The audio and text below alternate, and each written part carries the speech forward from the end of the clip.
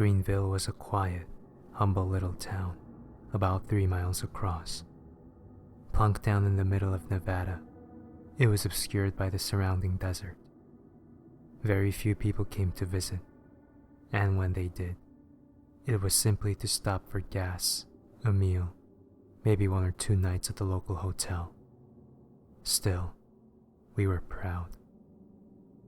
Around the early 90s, a radio station emerged from the middle of the town known as Strongbeat Radio. There were a few DJs there, but the most popular was known as Sammy Smooth. Sammy, whose real name was Samuel Heidi, was the son of the owner of Strongbeat. He had a slurred yet energetic voice, fun to listen to. He cracked jokes, made cynical remarks, the works. On the front page of the local newspaper, 1998, April, perhaps March, something like that, was an article that he had been diagnosed with bipolar disorder, and a very unstable kind, type 1. Later that year, sometime in August to October, another case showed that he was acting extremely hostile towards his coworkers. Some people thought this was simply his irritability, a symptom of bipolar disorder. Some theorized he was a sociopath, although this theory was controversial and unrealistic. Although, maybe it was true, looking back. 2003 rolled around, and with it, a shocking report. My 17-year-old self understood mental illnesses much better, and so this seemed so alien, so malicious, even for someone with such manic depression. He had burned down the radio station. He had to skip work that day, for reasons he claimed were connected to his depression. During the middle of the day, when the radio was playing, "Start the Commotion," he arrived. The whole scene was shrouded with mystery, but from what observers could make out, he used gasoline and matches to burn down the station. He, as well as most of the people working there, were burned to death. This included his father, John Heidi. Whether his own death was intentional or not was up to debate. This was pretty scary shit, even if I was 17. If he didn't die, he could have been committing more homicides, and even though he was pushing up daisies, something felt wrong. The town was lovely, and nothing bad really happened, other than the occasional robbery or public offense. Something like this was off, unheard of and unpredictable. You could say he was a dead air. Cut to 2012, when I was 26. Obviously, I could drive now, and I loved taking long rides in the dark of night. It seemed peaceful and comforting. "Hey Wilson," my friend called out to me at the gas station. My tank was nearly empty, so I needed some fuel to knock it up a notch. I groaned at the gas prices and looked back at him, a bit startled. "What? What is it?" I called back in an irritated voice. "Nothing, man. I was just saying hi." "Then just fucking say hi." "Whoa, man. What got you in such a shitty mood?" "Not that you're ever not in one." I snarled a bit at him. "God, could you just shut up for once? How the fuck are we even friends?" He pouted at me. I continued speaking. "And besides, Don, I'll remind you I don't like talking a lot while I'm doing my drives." "Shit, man. You could have just said." He wasn't putting up with my bullshit, and he just walked off to his own vehicle. I drove off after filling my car, and got in a better mood. Everything felt great. I was on top of the world, all that good stuff. I'll never do this again for as long as I live. I like to drive into the desert, on the freeway, sometimes off the road a bit. While on the freeway, I hear a popping noise. Shit. I got out of the car and observed my tires, My back left one popped, and I noticed a shard of glass in it. Pulled the glass out. Brown, probably from a beer bottle. "Fuck you," I said, to whoever did a break bottle here, even if they would not hear it. "Fuck you, fuck you, fuck you." I called a nearby auto service provider, and he said it would cost a bit to replace the tire. $200, which I felt was overpriced. But whatever. They said that they were busy, and that they might be over in about an hour. So an hour in the middle of the desert, with no one around, and nothing to do. Marvelous. I went back in the car. The late autumn air was chilly, and since I was wearing shorts, well, I didn't exactly want to take a stroll. The sun was setting. At least I got to see that. I turned on the radio and began browsing stations. 'Twas the same old country music, occasional trashy pop and rock. I kept going from station to station and came across 93.3. It was the frequency Strongbeat was on. Normally, it would just be static. No one bothered putting any new stations up on that frequency, and so dead air it was. But this time, it wasn't static. It was just silence. Like something was being broadcast somewhere, but no sound was being produced. I decided keeping it on was a good idea, just to listen to whatever was going on.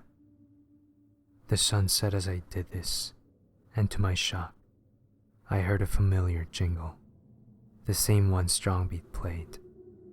It was composed of electric guitars and xylophones, an odd but recognizable combination, at least to me. "Hey guys, this is Sammy Smooth, and you're listening to Strongbeat Radio, where the jams and slams be." I forgot his atrocious grammar. It would be laughable if I wasn't fucking confused. "And this goes out to my main man," he continued, "Wilson." I let out a screech. What the fuck? How the fuck did he know my name? No, it was a coincidence. Had to be. But the radio started playing, So Happy Together. That was my favorite song as a child. Still though, just luck. Coincidences happen, right? I was a bit happy to hear the song, and I couldn't help but crack a bit of a smile. That is until it ended, when it immediately cut back to Sam's unusually coarse voice. "Did you enjoy that, Wilson?" I jumped again, but remember the whole coincidence thing. Just keep calm, I thought to myself. This is just some tribute or something. "You're wrong thinking that." I began panting, and frantically switched the station, but nothing changed. Sure, the frequency did, but it was the same thing. His awful, angry voice. "Stop trying to escape me, Wilson. It won't work." I turned off the radio, and the whole thing went black.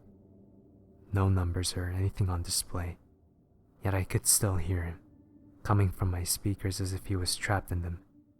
He began to laugh. His laugh turned into sobbing. I tried to open the door, but it was locked.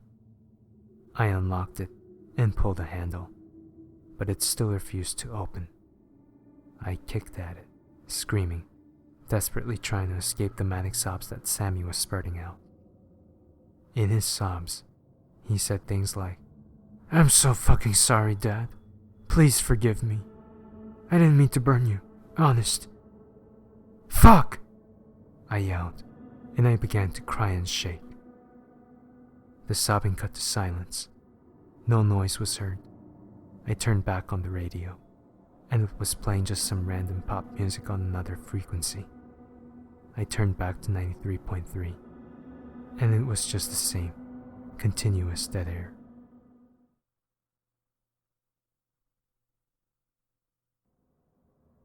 Daniel Keith, a hulking mountain of a man, never said a word after he was hanged. No one reported seeing his ghost either.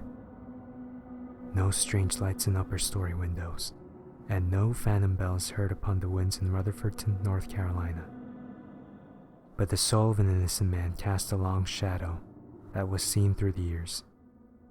Back when corporal punishment was carried out in public, when several innocent men and women were arrested for felonious deeds on less evidence than is today needed to bring a case to trial, no one on the jury hearing the trial of Daniel Keith believed him in November 9, 1880. An 8-year-old girl had been murdered.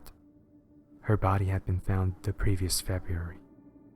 It was the type of brutal murder that caused the citizens' desire for justice to overtake their common sense. She had been beaten several times in succession with a large boulder until no life was left in her frail body. Someone reported seeing Daniel near the child's home on the day of her grisly murder. Witnesses testified he had been drinking that day, and it was enough to send the sheriff, N.E. Walker, over to Dan's home. According to the sheriff, Dan was perfectly sober and claimed no knowledge of the murder, but the sheriff found a bloodied shirt hanging on the clothesline. Though Dan protested that he was cleaning rabbits, all Rutherfordton suspected him as the murderer. He went quietly with Walker to the courthouse, certain that innocence would be proven. As days turned to weeks, passerby often reported hearing angry shots from the jail, where Dan was being kept in a cell against the south wall. Dan was questioned again and again in an attempt to elicit confession. Throughout the months between arrest and trial, he maintained his innocence. "I've killed nobody," he vowed, "and all them say what I did will pay the devil every day for saying it." The trial was short. A number of citizens testified against Daniel Keith. A 16-year-old boy swore he heard the little lass scream and that he saw Dan lumbering away from the scene. In the witness chair, Dan's voice as he proclaimed his innocence was said to be heard clearly across the street. The prosecutor informed the jury that Daniel Keith was a monster, a beast. Less than an hour of recess was needed for the jury to decide. Daniel Keith was to be hanged. His last words were, "The soul of an innocent man don't rest." Several townsfolk gathered for the event, but by the end of the hanging, an entirely new subject was the main topic of conversation. A mysterious shadow had appeared on the south wall of the jail. It remained throughout the night and the next day. Several attempts were made to remove it, but it stayed. In 1949, something happened that ended the story of Daniel Keith and the shadow. An 85-year-old man passed away. The only important detail is that he was the 16-year-old boy who had testified against Daniel Keith so long ago. He was the last of those cursed by Big Dan to die. After his passing, the shadow disappeared, never to return.